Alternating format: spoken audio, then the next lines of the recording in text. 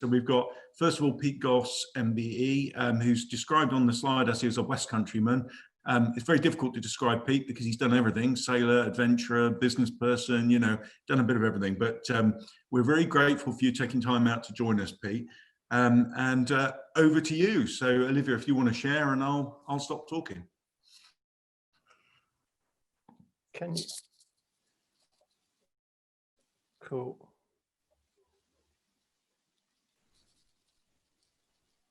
Is it, oh, cool, okay.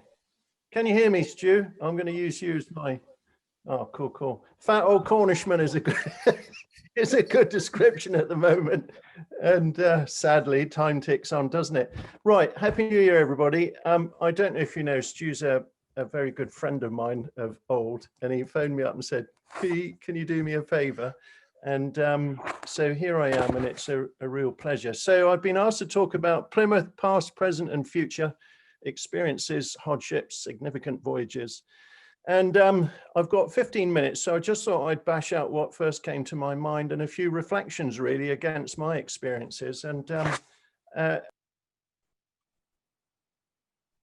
have the next slide, please, Olivia? Sorry, I'm pressing the button here. Yeah, so the first sort of voyage that these are, I'm not a historian, these are just things that came to my mind, you know, having done some reading and as a youngster and as I've grown older. And Francis Drake really comes to mind as I mean, we're talking about Plymouth and the world. Well, he did the first circumnavigation, Brit to do the first circumnavigation, and it was just this amazing adventure. And when I was looking at these slides last night, it was interesting how the motivations have changed over time. So Drake was motivated by really the spoils of war. You know, he was very much a privateer. When we talk about hardship. Hi, Chris, it's Andrew. I'm trying to get hold of Peter. I'll just keep going, Stu. Yeah.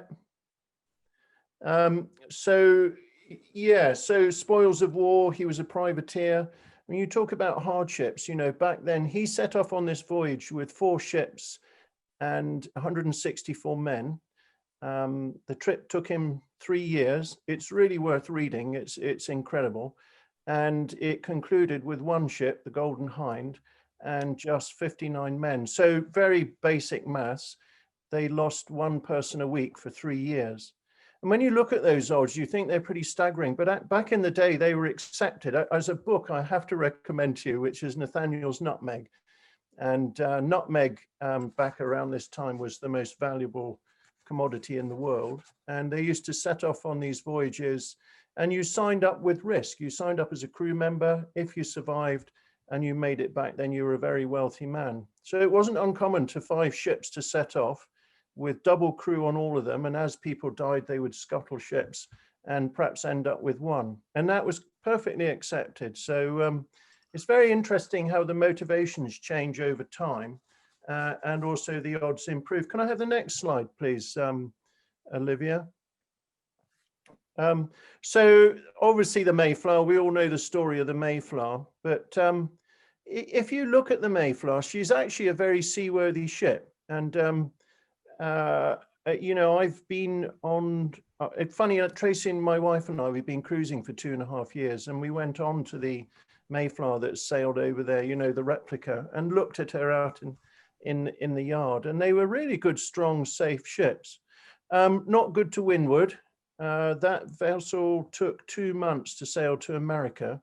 And when you think now a single-handed racing boat can do it in, you know, 10, 15 days. So 2 months, odds were much better. Only 1 person died on it. So it was very uncomfortable. The food wasn't good, cold and all the rest of it, but you had a good chance of surviving. But what I didn't realize until I'd gone to, you know, Plymouth in America and had a look at where they arrived, it was pretty shocking to find that half of the crew died in that first winter. So the odds weren't good in terms of what they were setting out to do.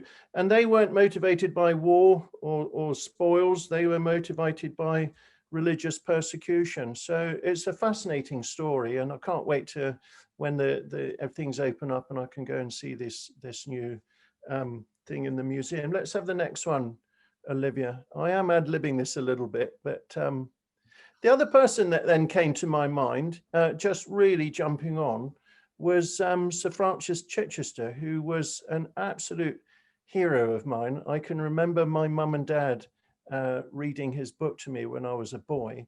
And a lot of people don't realize that he first and foremost, he was an aviator.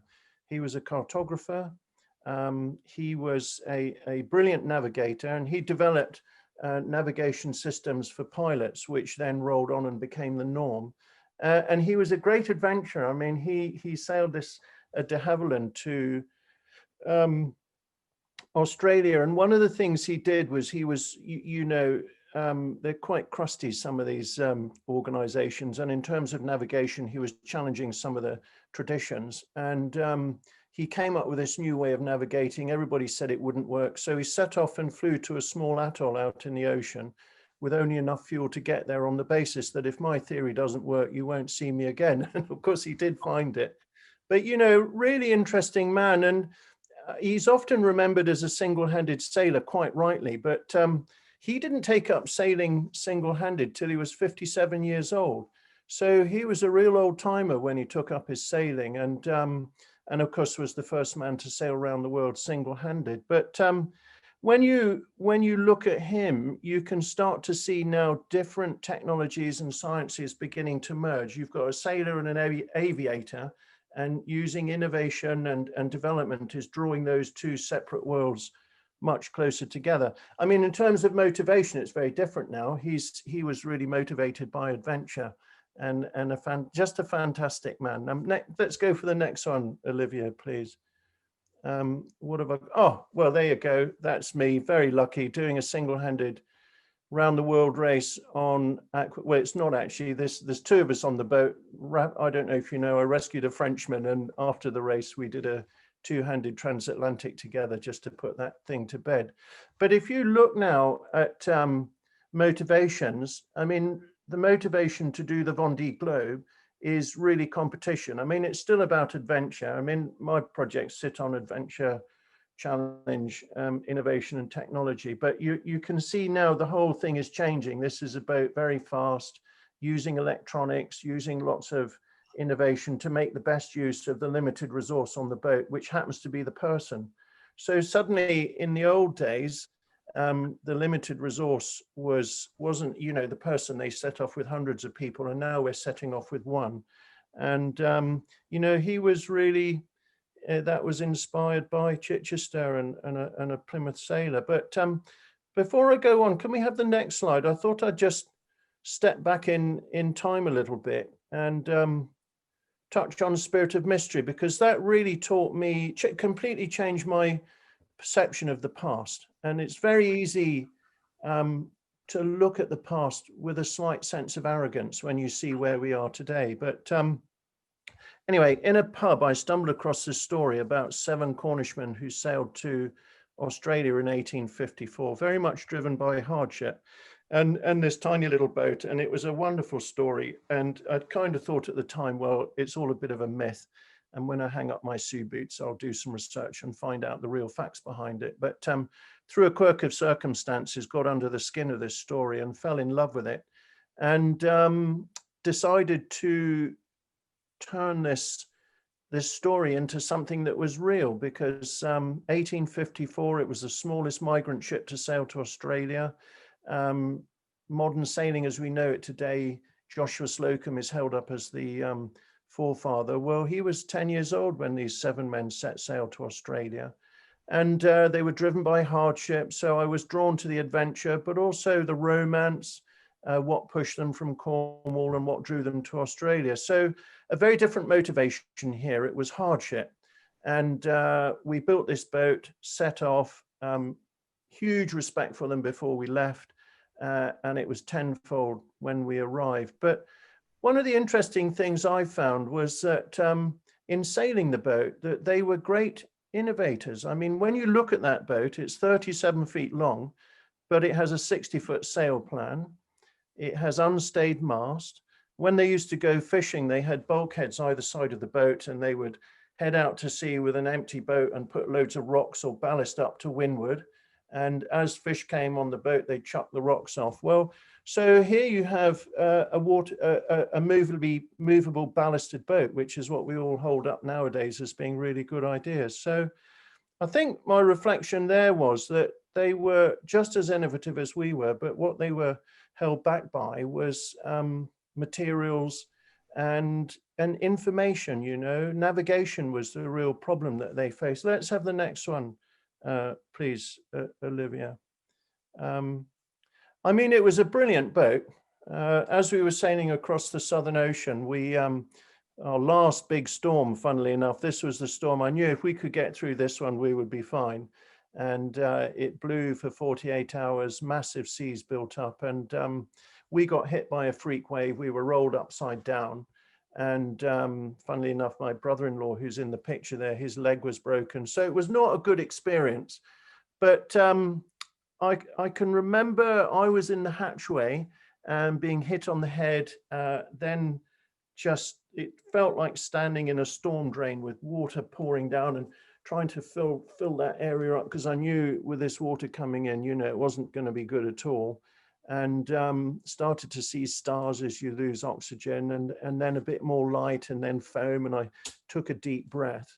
And the boat popped up, the sails filled, and off she set off again, which is extraordinary, really. We did have a lot of damage, but it really gave me this sense of evolution had come up with this amazing boat, which really, really looked after us. And I can't move on without saying that Sarah Holmes from Womble Bond Dixon is a direct descendant of those amazing people, and they came to the boat and gave us this plaque, which we took with us on the trip and now hangs as a pride of place on our wall. Let's have the next slide, please, Olivia. But oh, I didn't know that one was there. I was okay. And the next one, just I was to say that these boats actually were very safe, but what they were inhibited by was materials. They used to suffer with gribble, which were these worms which would eat through the planks and eventually sink them.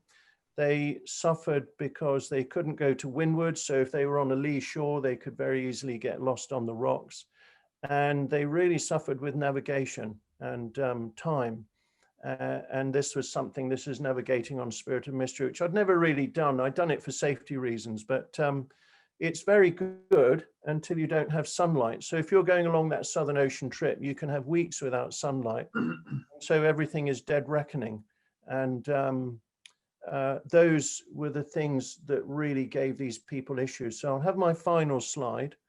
And I don't know how I'm doing, Stu, and final reflection. So when I started as a young lad sailing with my dad, we went to sea on a 27-foot boat, wearing oilskins.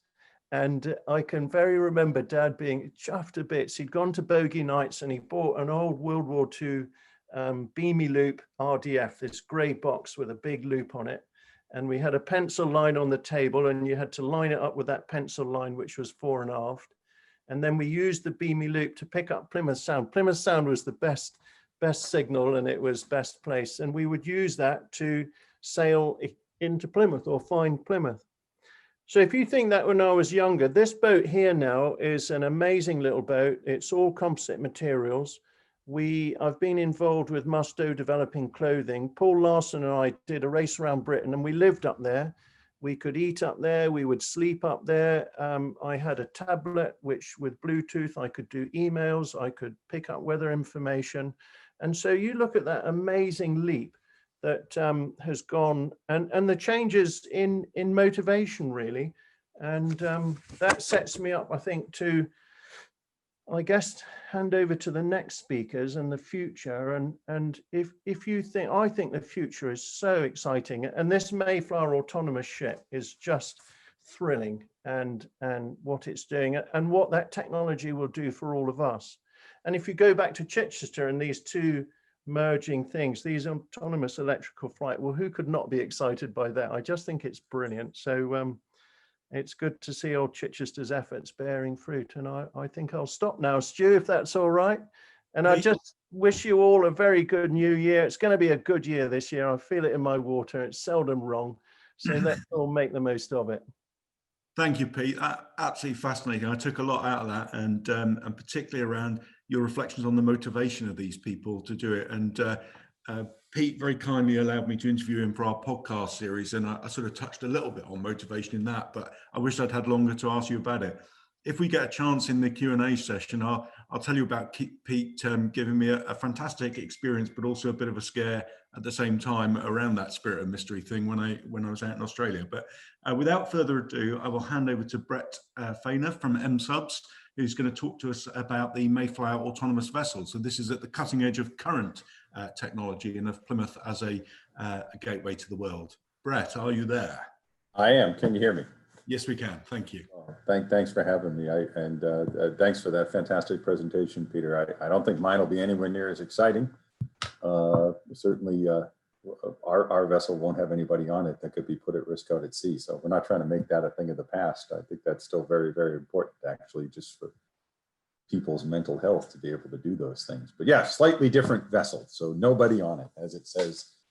It's a Mayflower autonomous ship, and it was conceived, well, the idea was conceived about 4 or 5 years ago now at a meeting with Plymouth City Council and different people around the city, just sort of talking about how we would celebrate the future of, or the future sort of 400th anniversary that's now just a little bit behind us. And there was some talk about building a replica and sort of just spitballing what we could do. And it seemed to me that instead of building another replica, because there's one in Massachusetts now, what we should do as a city, given our aspirations to be sort of a center of marine autonomy and marine technology, which we are, by the way, probably the world leading, and we don't blow our horns enough about that here, was to build an autonomous ship that spoke to the next 400 years of the marine enterprise. And so it was born therefrom, and we were fortunate to have a lot of support from the city, from many companies in the area, and then IBM came on board as the chief sponsor. And US nonprofit Promare is funding the design and build of the ship, which actually now exists. And if you go to the next slide, you can see it in construction. It's about 50 feet or 15 meters long, so not a great big ship, but big enough. All aluminum. It was made, the hull was made in Gdansk to the designs produced here by MSubs. And if you go to the next slide, you can see that it's actually a real thing. You probably saw it on the 16th of September when we celebrated its inauguration, its launch to sea. It comes apart so we can ship it by truck from Poland to the UK and anywhere else we like, but it delivers itself. So it's the one thing my company builds that we don't have to ship somewhere else. We put it together and tell it where to go, and it goes there on its own.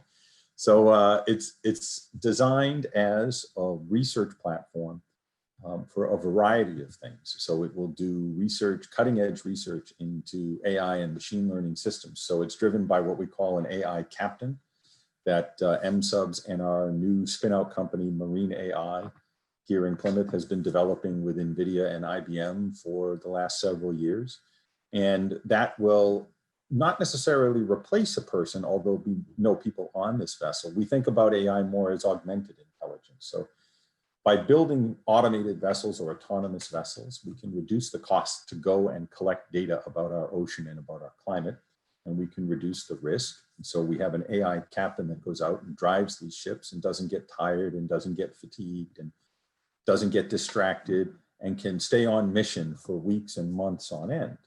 And then it can report, it can collect vast amounts of environmental data and then create information with that compute power, what they call on the edge, using edge computing technology, and then send that information back to be looked at by people so we can better target where our real research initiatives go. So when we send this for David Attenborough somewhere, that costs hundreds of thousands of pounds a day. Well, this whole ship is a little under, probably once it's completed its maiden voyage to the US, a little under £1 million to design over the past 4 years, 5 years. And, but it can stay out at sea for weeks and months on end and collect data and send it back through a satellite network. And so some exciting news about that. We've been asked by NASA to connect with them and the Jet Propulsion Laboratory to put an antenna on board so we can use the International Space Station as a data portal for the ship as it crosses the ocean. It'll actually be sending data up through the International Space Station into the European data relay system and then back down to land. So that, coupled with some of the other satellite assets NASA is going to bring to bear, will let us really integrate in sort of what they call their advanced Earth observing systems. So it's a great coup for Plymouth. We're about to make, you guys heard it here first, so we'll make that announcement soon. But the AI captain sort of depends on a lot of other fundamental research. So if you could go to the next slide. And there's a lot of challenges around deploying something like that. And I can talk about those a little bit first. So the fundamental challenges are the ocean. The ocean itself would be the biggest difficulty we face. And Peter well explained what it can throw at you. Our little ship has to understand what's happening at sea, what the dynamics of the vessel are, where the current and the wind and the waves are pushing it, and has to try and contend with that. And no ship has been built that the ocean can't have. And that's the single biggest threat we face. And then the autonomy, the ability to operate without any human input. So the whole ship was designed from the beginning with the assumption that we won't be able to communicate with it. And so it has to be able to safely navigate all by itself. And it has to be fault tolerant because there's no one there to fix it. And we'll have very sporadic communications with it. And when we do, it'll be very low bandwidth. And then also one of the challenges was to get the kind of propulsion together that was efficient enough in the hull form to go for vast distances. And then we have regulatory concerns. We've got it flagged and we've got it flagged now, but there's no classification for it. So the MCA is unsure how to classify the ship, and nobody knows what the regulations are. So it's helping evolve those regulations for the future of autonomy in general. And then on the international scale, again, there's no regulations that say you can't do it, but there's no regulations that control the operations of these things or determine their efficacy and safety. So we have to take that up as a facet of Mayflower. And then there's a little bit of resistance that goes along with the regulatory framework, was bureaucracy in what tends to be a very conservative industry, the marine industry. And a lot of it falls out around who owns risk when there's a collision. And I think it's important to use the word when. I'm sure there will be an accident, maybe not with Mayflower, but with other unmanned or autonomous vessels and manned vessels in the future. Just like there are accidents every day between manned vessels at sea. And what we don't do is say that you can't go to sea unless you can guarantee that there will never be an accident, because that would destroy the global economy completely. And that's not how we live as people. We have to apportion risk and accept risk. But when one vessel is autonomous, no one really understands who's ultimately to be held at risk or to blame for an incident.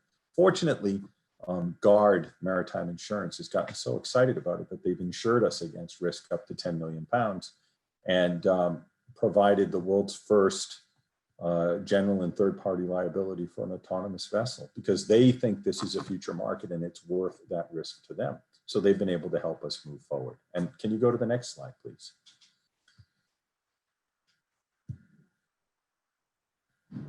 So it's built, so I guess I'll just go back to the ship a little bit and talk about IBM's involvement.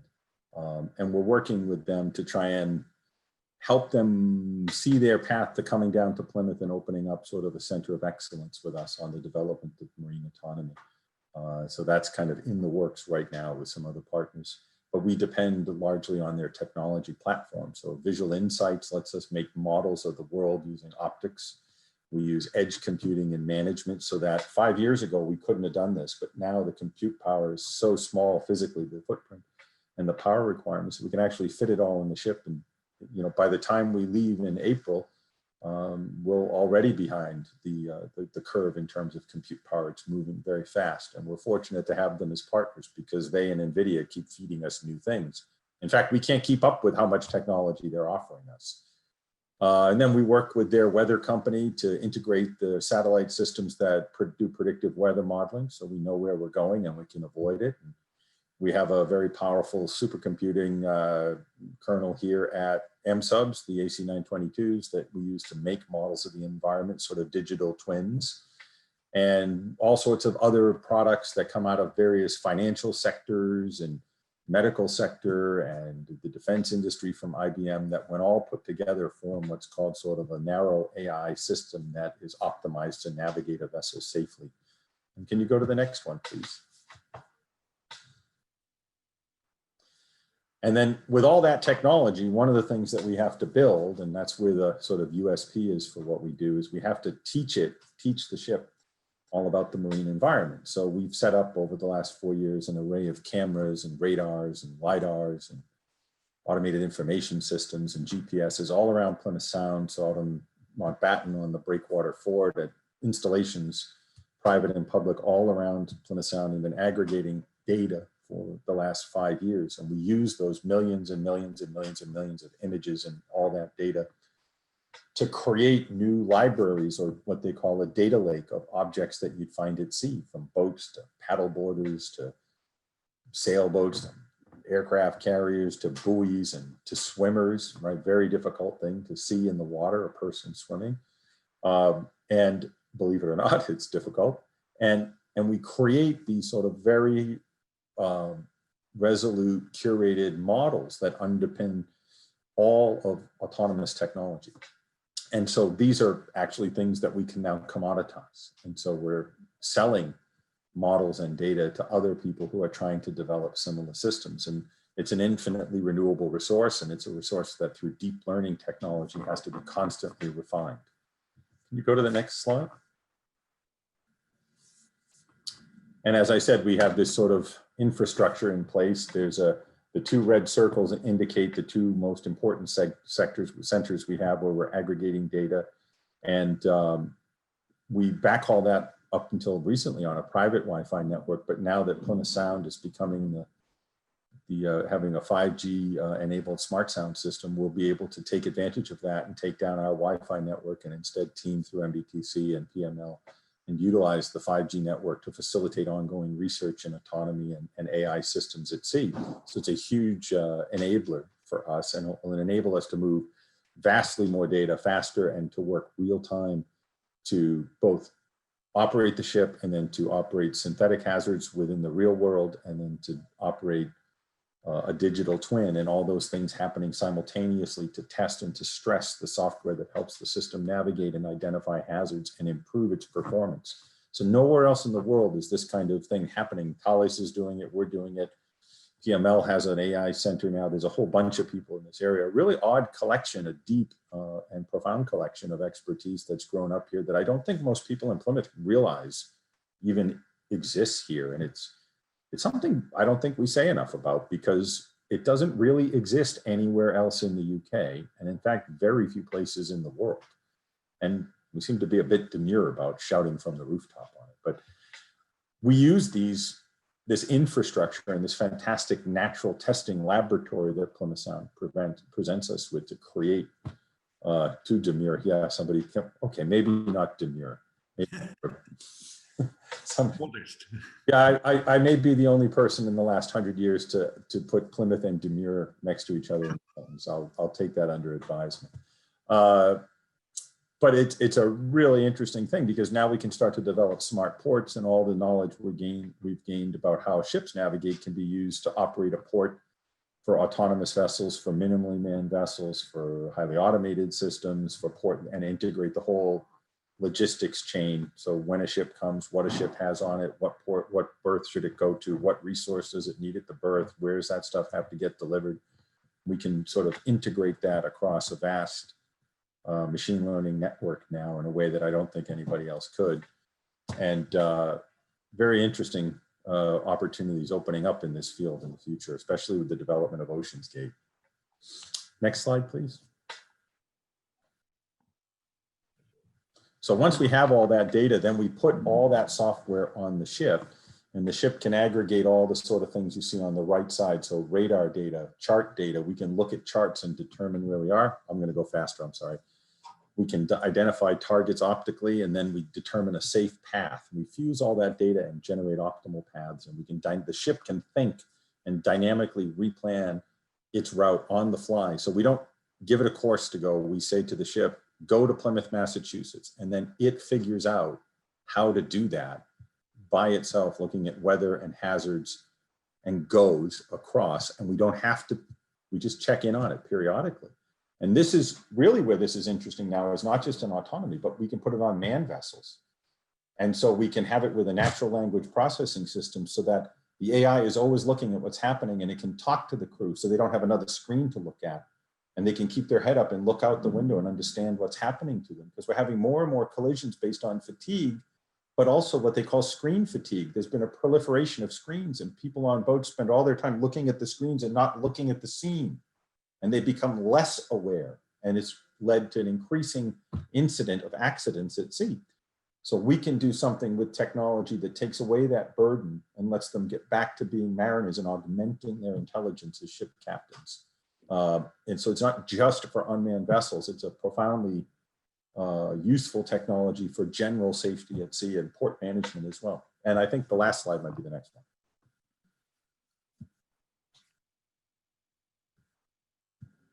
Oh no, we'll skip it. That's all about the AI system.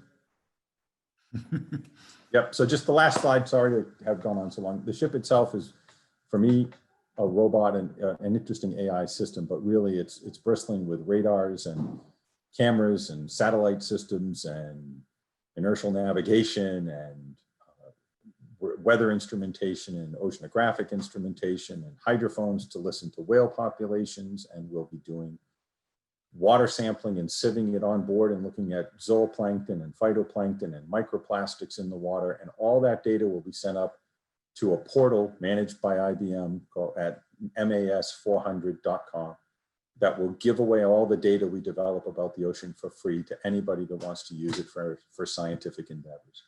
And the ship will go across and spend a few months in the United States, go to New York and Washington, DC, and then back to the UK. And then we'll be looking at a circumnavigation to tie into Pete's presentation on Drake's route in 2025 around the world, autonomously. Thank you very much. That's the Mayflower autonomous ship. Happy to take questions whenever you like. Brett, that's absolutely fantastic. Thank you. A project that when I heard about at the very start, as you know, I rather rudely invited myself to come up and see you and talk about it because I just thought it was so fantastic. And a couple of things you said there reminded me about the expression that technology has never been so fast and it'll never be so slow again, because the speed at which things are developing are just incredible. And your comment demure, I think Tudor Evans says that Plymouth hides its light under a bushel and then it hides the bushel just to be sure. But that absolutely fascinating.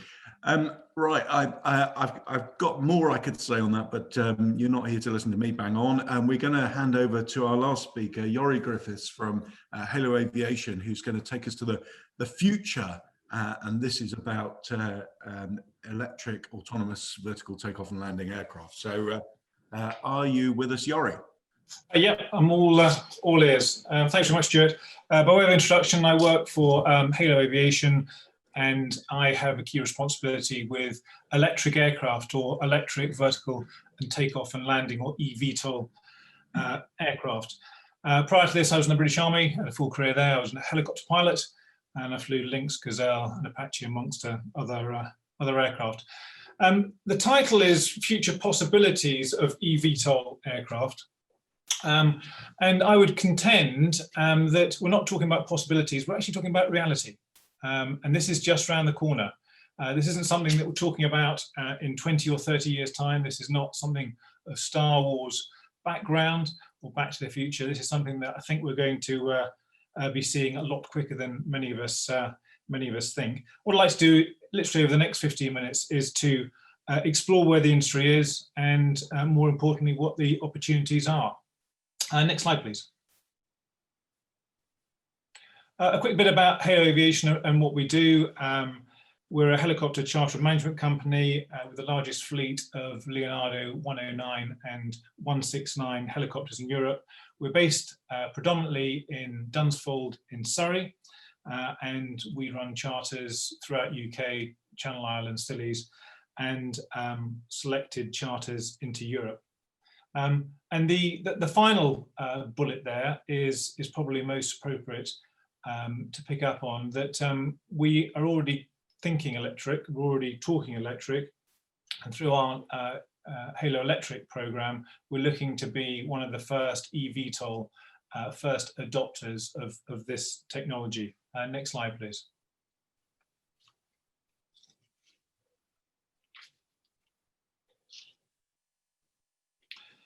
So what is the future and what might it look like?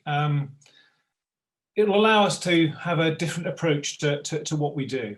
And over the next couple of slides, I want to bring out what that means and what these differences can do for us. But arguably, eVTOL electric aircraft aren't new.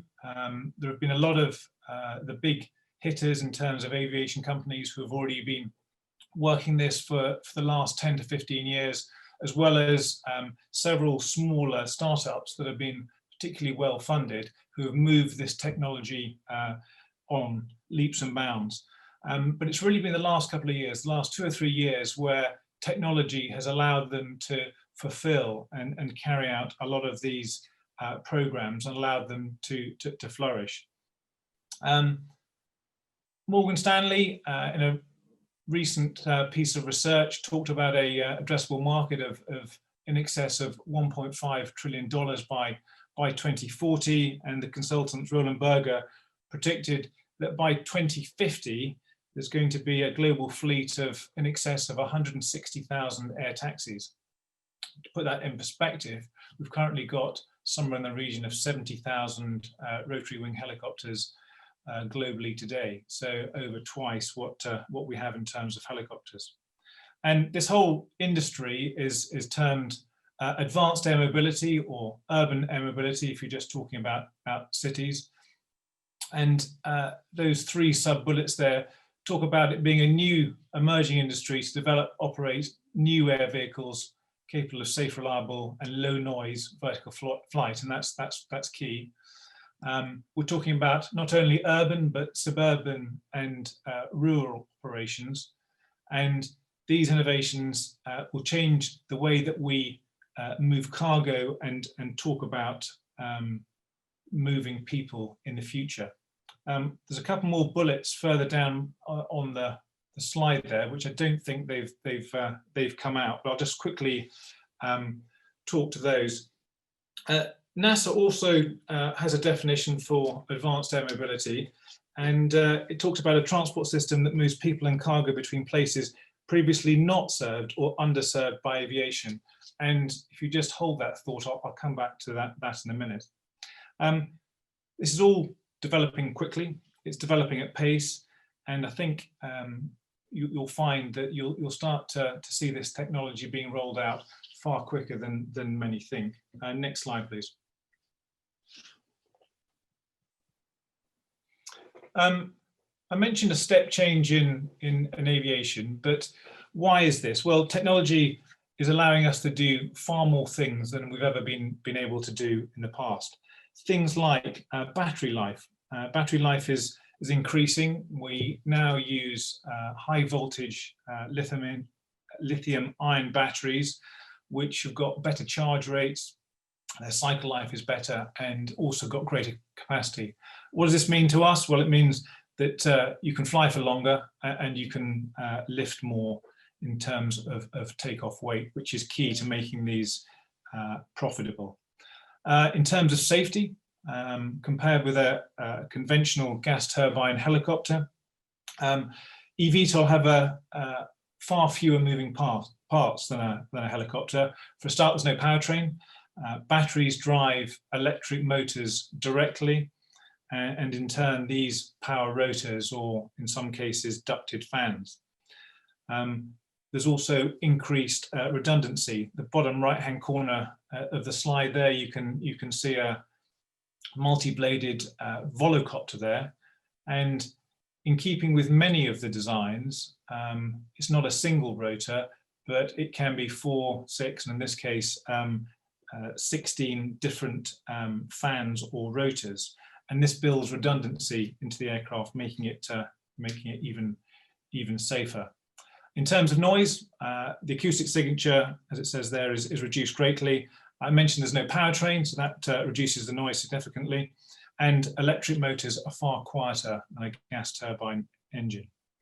Environmentally, we're talking electric here, so that's definitely sustainable. And in terms of cost, eVTOL will be a lot cheaper than a conventional helicopter. On my second slide, I showed you a picture of a Leonardo 169 helicopter. The sticker price for that, brand new, is somewhere in the region of $8.5 million. we're talking in terms for eVTOL in the future of somewhere in the region of $1 million initially, and they reckon as they start to build these in greater numbers, they'll be down to somewhere in the region of $250,000. Also infrastructure. The infrastructure that we know and understand in terms of heliports will change in the future. And to make this system work, the plan is there'll be a series of landing sites on city rooftops, which will enable passengers easy access to these electric helicopters, which will become the air taxis of the future. And in the future, we won't be talking about heliports, we'll be talking about vertiports. And across cities, you'll find that the tops of tall buildings, car parks, hotels will all have, of a varying size, a vertiport, which these air taxis can use. And interestingly, if you just take London as an example right now, there is really only one heliport in London, and that's Battersea. So if you want to access London and you're not an emergency service helicopter, you're going to Battersea, and then you're going by road from now. In future, you'll be able to access various rooftop locations and take people from the roads onto into air taxis. Why is this going to be possible? Because eVTOL in the future are going to be much quieter, they're greener, as I said, and also they are much, much safer. Initially, they will be piloted, and a lot of the prototypes that are being flown right now have one pilot and 4 passengers. But as time goes on, they'll definitely become autonomous. And it's going to be very interesting to see that whether it's the technology that gets here first, or whether it's public acceptance that is going to be key in actually jumping into an aircraft where there's no pilot. There's a lot more work to be done, and we're probably talking 2040 when you're going to have autonomous aircraft flying around. But if you think back 100 years, think back to the days of lifts to elevators, where they used to have a bellhop or a lift attendant that would stand there, you'd jump in, the doors would open, and he'd pull a lever, and he could then move the lift up, down at various speeds, and then stop it at the right floor. Certainly in my lifetime, I've never been in a lift that's been operated for me. I've got in, press the button, and funny old thing, I get out of that lift. Lifts and aircraft are slightly different, but you get my gist. We accept those things, whereas 100 years ago, you wouldn't get in a lift without an operator. Next slide, please.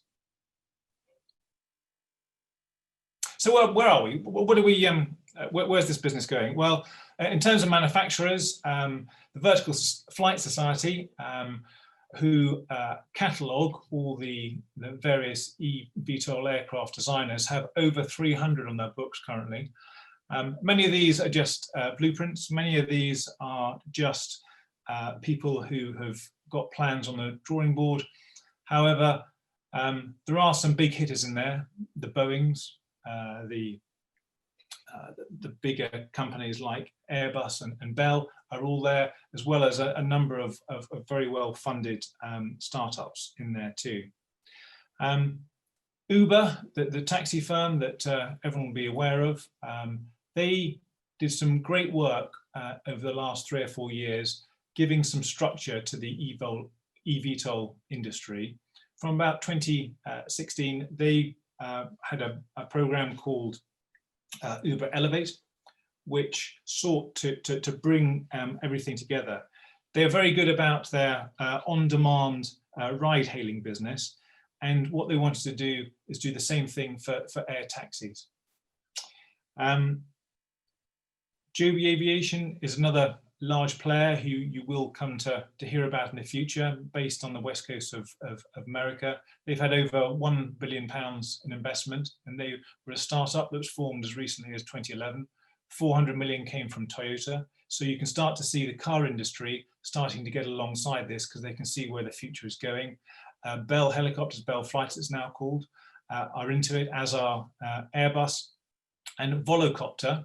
And if you look at the bottom right-hand screen there with their Volo City aircraft with their vertiport, that was in Marina Bay in Singapore at the end of 2019, where they were flying demonstration and in trials. And interestingly, Volocopter have already sold the first 1,000 paid fare tickets. You could reserve a seat on their Volocopter in 2023 when they start flying commercially, and they've already sold 1,000 tickets at €300 a time. So there is certainly some sort of public appetite. Lilian Aviation is a German startup. If you look at the top right-hand corner of your slide there, quite a snazzy-looking ducted fan aircraft, 1 pilot and 4 passengers, and very much looking at the sub-regional and regional arena. And by 2025, they've already pledged to set up a base in Orlando, in Florida, where they will connect Miami, Jacksonville, Palm Beach, and Tampa. And from there, they will run a service which will fly people around South Florida, all under the guise of a network of eVTOL activity. A number of others in there. China is at it with EHang, flying a 2-seat autonomous. Vertical Aerospace is a company out of Bristol. We'll be flying them commercially by 2024. Hyundai, the car company, as well as premium end of the market with Aston Martin, Cranfield University, and Rolls-Royce. So there are a lot of well-known companies getting on board. Timelines for its delivery, somewhere in the region of 2022 to 2028, depending on the company we're talking about. Next slide, please. And it's the final one. What I'd like to do is just finish with Plymouth and advanced air mobility, and what might be the impact from a Plymouth perspective. How will the VTOL ecosystem have an impact? And I'll probably go back to the NASA's definition that eVTOL will provide a transportation system between places not or underserved by aviation currently. And if you think about some of the opportunities, commercial intercity, if you have your eVTOL up and running, you could be going from a site, a vertiport in Plymouth to Exeter, to Newquay in less than 20 minutes. Likewise, you could be in Heathrow in an hour and 10 minutes. And these are all door to door because you're downtown to downtown areas. Cargo delivery, I think that's an area that's going to be the very first, certainly, to go autonomous. Public services, the police are likely to be an early adopter of this, as are the medical services, and private and recreation vehicles. These are much cheaper than conventional helicopters, and so will be more readily available. It's not free. There are some requirements that underpin this. It's got to be safe. The FAA and the Civil Aviation Authority are all working closely. How are they going to ensure that these aircraft flying over cities do as they say? Airspace control, air traffic management, another key areas that I can expand on in questions if you want to. The infrastructure, a lot to do. And then finally, public acceptance. Public acceptance, do you want to fly in these? And secondly, if you live in cities, do you want to have one flying past your window as it comes to land on a vertiport near you? Very much a quick snapshot of eVTOL in the future.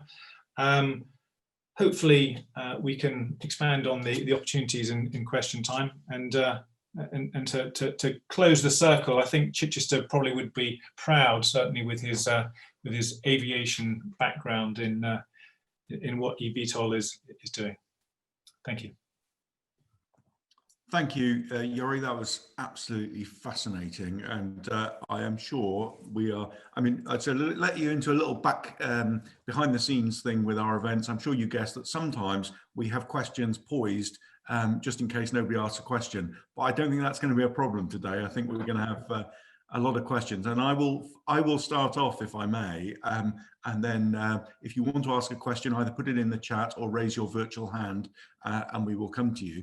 But if I could just ask you, Yori, what brought you to Plymouth? When you look at those, you know, the London infrastructure, and you can imagine the amount of passengers there. Why has Halo bought the Victoria House at Catdown? The interesting thing with eVTOL is that it's not just talking about the urban aspects of what we do. And what eVTOL will do will allow us to expand and operate in the suburban as well as the regional aspect. And I think Plymouth will benefit from greater regional connectivity. And this is what Halo as a helicopter company does right now. And by being an early adopter of this, we can start to get electric flight with all the benefits that it comes into the area, operating from Catdown, and really be on the tip of the spear. It's funny how these things all join together, isn't it? And you'll know, Yori, as a pilot, I was taught when I only was a private pilot of a light aircraft, but I remember being taught about the information overload. And there was an aircraft, some of you may know about this, a thing called a Starfighter, which at the time was thought of as like the most, you know, fantastic looking futuristic aircraft, but they kept crashing. And the engineers couldn't work out why they kept crashing, because they seemed to have all the right facilities, but actually what it was about pilot overload. And when you look, if you Google a picture of a cockpit of a Starfighter, there's dials and lights and bells and whistles everywhere, and basically there was just too much information for the pilot to take in. So I was going back to thinking about what you're saying about the bellhop in the elevator, and going back then to what Brett Fainoff was saying about information overload and being screened out. We're more and more aware now that you don't need, as a driver of a car or as a sailor of a ship or of a pilot of an aircraft, to have all the information in front of you all the time. You need the technology to tell you the bits you need to know. So isn't it funny how that all joins together, everything we've said here? I've got a question in the chat from Louise Walsh, who says, a question for Brett Fainoff. Do you have all the research projects allocated for the first transatlantic trip? Because if not, I suspect she's going to offer. Brett? We got so many. You know, we're always looking for new and interesting ones. So if there's something specific that you'd like to propose, then please send it to us, because there is a little bit of room left in the boat, although it's filling up pretty fast. We're not focused so much on the first trip, because there's a lot going on just in the getting across part and on the AI side, but we will be looking for different instruments to be installed for the trip back and for subsequent trips. But if you want to get in line to put something on the boat, now is the time. So we'd be happy to hear from you. Thank you, Brett. And Louise, I hope that answers your question. Put more in the chat if you're there. I mean, I want to ask Pete actually what he thought of Brett's presentation from a sailor who's sailed probably the really historic sort of most basic type of thing and navigating by the stars. What do you make of the Mayflower autonomous vessel? I think it's absolutely fantastic. It's just fascinating. Both of those presentations were amazing, and it's just everything moving forward, you know. And I mean, I'm fascinated by the fact that it's autonomous, but I think what's really interesting is what the autonomy gives you. I.e., this boat is out there giving us loads and loads of data for all sorts of areas of society, and you know, it's feeding back into ships to make sure seafarers are safer as they work in the bridge in terms of overload, but it's researching, you know, glacial water pollution, all sorts of things. It's just what this technology or AI seems to be doing is drawing everything together much closer. It was funny, when I was young, you know, multi-hull sailors used to spit at monohull sailors, and monohull sailors used to spit at multi-hull sailors. I mean that in the nicest way, but they were very tribal. But I always took the view that actually surely those two groups are all trying to get to the same point, which is a really efficient sailing vessel, and that's happening. And I think with technology, you can see it's happening on a wider scale in society. I just think it's thrilling. Yeah. You know what? One of the interesting things, though, Pete, just to pick up on that for a second, one of the things Stuart said, I found it just made me chuckle. He said, "Navigating by the stars." Actually, the AI system has a camera that looks at the celestial map and can navigate without GPS by looking at the stars. Wow. Night. Fantastic. There you So, go. It's just doing it in a different way. Yeah. yeah, just no, it does it exactly the same way. It just has a it holds a star map in its mind in a way that you and I couldn't, and it can tell with about a couple of miles, or several miles sort of square, where it is on the ocean. So if we even lose connectivity and even lose our GPS, it can sort of know where it is and where it's heading until we get it closer to land and talk to it. That is amazing. I've got a whole load of questions in the chat here. I've been reminded by one of my team to ask everyone to get ready for the quiz.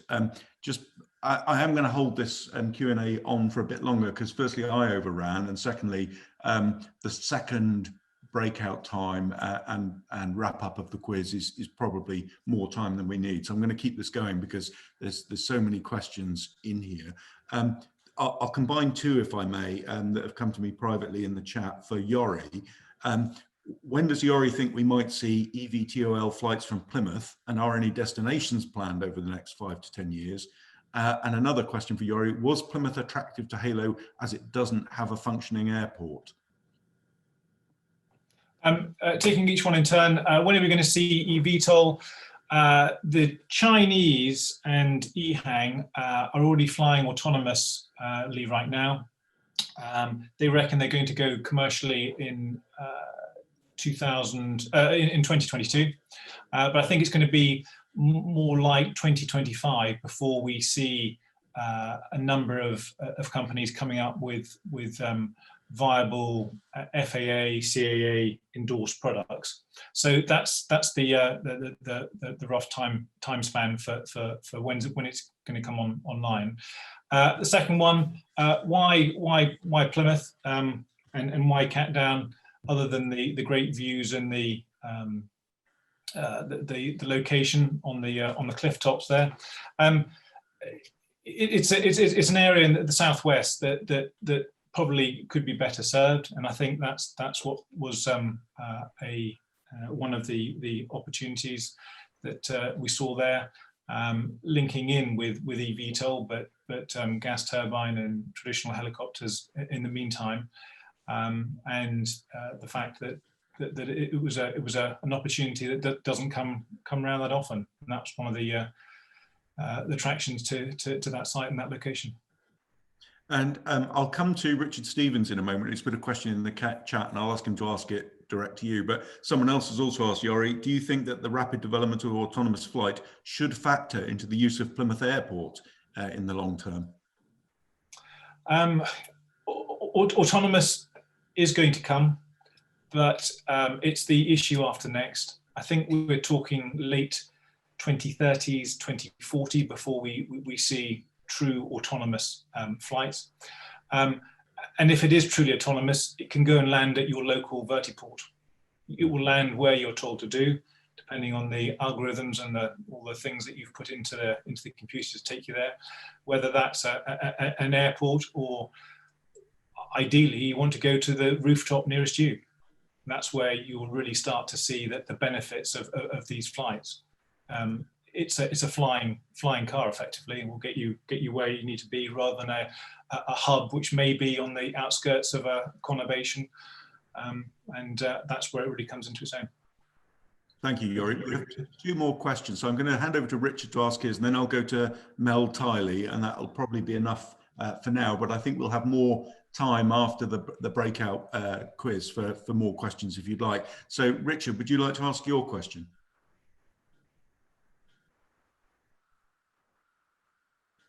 I can't see Richard now. Has he disappeared? Where is he? There he is. He's on mute. There we go. I didn't know if I could unmute myself. I was waiting for it to autonomously happen. Really, my question is sort of leading on from the demure debate earlier, because I have it on pretty good advice that the sort of London corporate view of us in Plymouth is that we are not coalescing around these new opportunities in a provocative, noisy, energetic, and investable manner, and which is, how could any of us not be salivating over the future that's been painted out for us this afternoon? And so my question really was to Brett and to Yori, sorry, apologies. How do we maximize the opportunities in the supply chain to give you the best banks, but also to give the business community the opportunity to add value and gain value from this for our local economy? What do we need to do now to give you the best chance of success in the future? Question. Thank you. Brett. Boy, that's how long? The biggest problem I have now, so I could probably double the size of my company tomorrow, but there's absolutely zero access to capital in the Southwest. It's horrifying. If I were anywhere up around Southampton, and we've actually contemplated moving because we're so underserved. Don't do it. I'm not gonna, but we think about it a lot because it's very, very challenging. But I'd say in my hierarchy of problems, the biggest problem is incredibly poor education in the sciences. And it's not just a Plymouth problem, it's a national and an international problem. It's virtually impossible for us to hire high caliber engineers. On average, we hire 1 out of 100 interviews. And generally we have to teach them all the things that they weren't taught. And so we're finding it extremely challenging. There's a massive skills shortage. And that is not being addressed in any way. And it's actually being significantly exacerbated now for obvious reasons. And it's gonna be detrimental for a decade, what we're doing right now with regard to education. I have no doubt. Skills and education is a key priority of the chamber. We've been and the other problem is there's just no investment capital in the city. I think the city does understand these are new and emerging and important technologies, but I think, candidly, the problem is they go right back to all the same players. It's always to the soft money organizations. It's always to the university. I'd say 70% of the money that gets into a program is wasted in administrative fees and program managers and non-engineering, non-technical deployment. And that's a serious problem. I think it's hard to keep people's attention. So Mayflower has taken 5 years. On average, our military programs take 10. Very hard to keep people focused. And so there seems to be this desire to go back to the same players all the time. We hire in a lot of outside consultants that know nothing about Plymouth, that don't live here, that run programs. They're not even present. That I find bizarre. And then there's just no VC capital at all. Nothing down here. And then even if I wanted to grow, it's very hard to get facilities. All the available facilities are owned by the city or have this idea of building innovation centers. I'm sort of always very critical of that, because innovation doesn't happen in a prescribed box that you built for people to sit in and innovate. It's an organic process, and you have to figure out how to back that. You have to give people the educational resources, and you have to give them the tax incentives, and you have to have open dialogue with businesses that aren't tied to working with universities and soft money organizations, because we need to grow jobs and people need jobs, and then they pay their taxes and then they borrow money and they buy their houses, and a rising tide lifts all boats. I'm sounding like a capitalist because I am, but I think those are real problems. And then I'll give you one that I bet none of you have ever heard, and it's a serious problem. And I've had to talk to Johnny Mercer repeatedly about it and launching an investigation at a very high government level once we have a minute to focus on anything other than coronavirus. And that's, I have a list of banks that have denied my business service. I can't borrow money in Plymouth. So I wanted to buy the building next to me. Couldn't do it. I bought a building somewhere else because they're morally opposed to lending a defense company money. And they say it straight to me like I shouldn't be shocked. And these are bankers. Being morally opposed to anything is just, absurd to start with. But to have major high street banks, Santander, HSBC, TSB, Lloyds, RBS, right? Who are largely owned by taxpayers, by the way, bailed out by taxpayers, refuse on moral grounds to loan money to a company with a defense clientele is, well, I don't know, that's cultural suicide to me. At that point, we've gone too far. And so you wonder what's killing business, why people can't focus, why we can't grow out of this malaise. There's a whole bunch of reasons for you, things that we fight against constantly. Sorry, I didn't mean to bring everybody down, but that's the truth. That's what's happening. It's something we hear all the time. The Chamber is putting on an access to finance event. We are very aware that the capital investment is an issue. And I'll pick that up with you afterwards, Brett, because I've met people who are interested in investing in the Southwest. So I will pick that up with you. Very briefly, Yori, would you mind tackling that supply chain question, what we can do to ramp up so that we're able to support you in that industry? I'll strike a slightly more positive note, if I may there. The first thing is thank you for the planning application that went through a couple of months ago. That is the key in the door for us to allow us to make a start in Plymouth. And with that planning application being granted, we can then develop the site in terms of the hangar and the HLS that's there. And I think it will grow. It will grow as a organic gas turbine helicopter site, and people will be involved in that development and its growth, and then ultimately leading to electric helicopters in the future. So there's nothing specific I can put my finger on, but it's happening, and it will happen, and it's happening locally, if that makes sense. Yeah, thank you, Yori. And you know the Chamber will be here to support you with that. So give us a shout if there's anything we can do. I'm really sorry. I mean, I could go on all day speaking to you guys. Absolutely fascinating. I see in the chat that there's mention of high-end technical consultancies in Plymouth, of people feeling your pain around what's happening with Oceansgate there. So we will put relevant parties in touch with each other. I've got a couple of requests to put people in touch with each other privately in the chat, and I will make sure that happens. And if we can facilitate something out of this, that would be a real success.